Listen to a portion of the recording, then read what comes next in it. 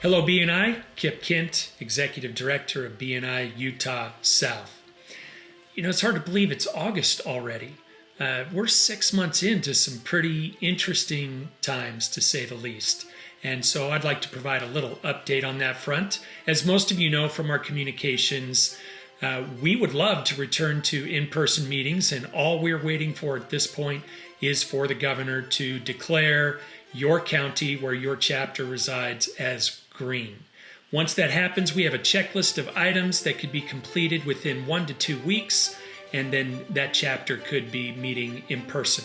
So let's hope that we get those counties declared green sooner than later. In the meantime, I'd like to talk about something really important that is huge to the value of a BNI membership. In fact, it's the most important meeting that members will ever have.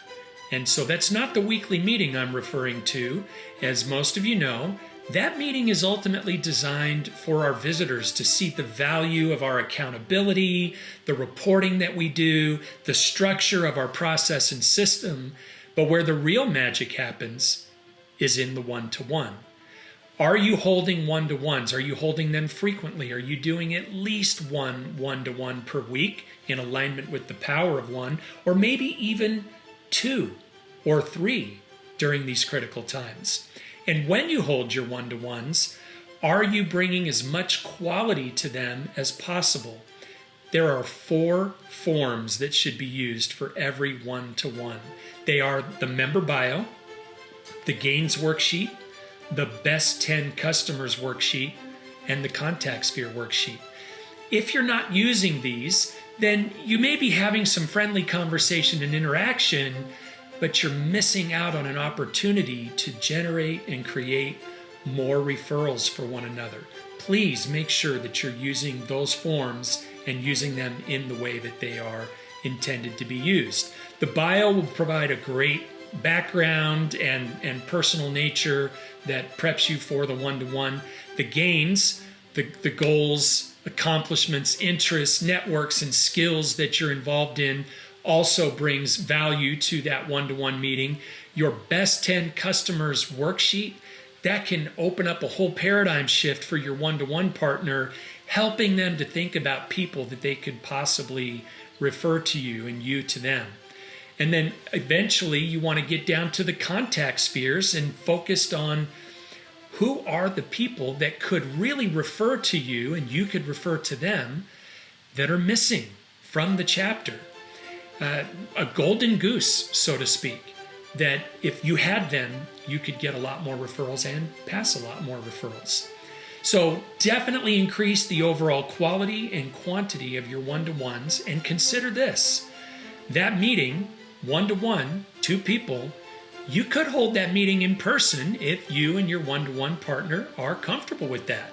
We recommend you follow the appropriate safety measures and guidelines, but consider whether or not doing in-person one-to-ones would bring added value for you and your one-to-one partner. Finally, I want to revisit a topic that I brought up just a few weeks ago, which is VCP, visibility, credibility, and profitability. And I want to expand upon it just a little bit. And this is in connection with a conversation that I had with a fellow BNI member just a couple of weeks ago. He was concerned that the standard and accountability and quality of the virtual meeting was something less than that of an in-person meeting. And I asked him to tell me more about that. And he said, well, sometimes we have people that never turn their video on, or they're driving down the road, or they're golfing, or it's clear that they're engaged in other activities, and their video comes on when they present and then it goes off again. And I said, well, tell me more about that. And he said, well, in an in-person meeting, we would never allow those things. For example, if we didn't see somebody at an in-person meeting, what would we call that? Absent.